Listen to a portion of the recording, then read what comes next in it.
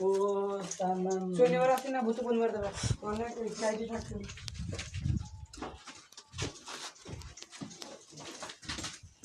মরে গেলি কি রে এ পরে মরে গেছে একদিন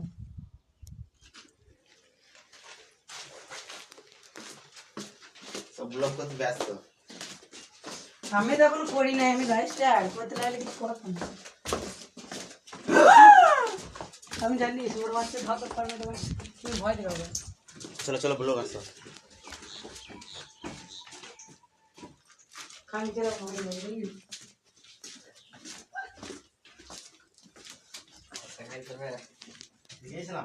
একটা সুড়ো মতো ভূত দেখবে সাথে চলে যাও নিচেতে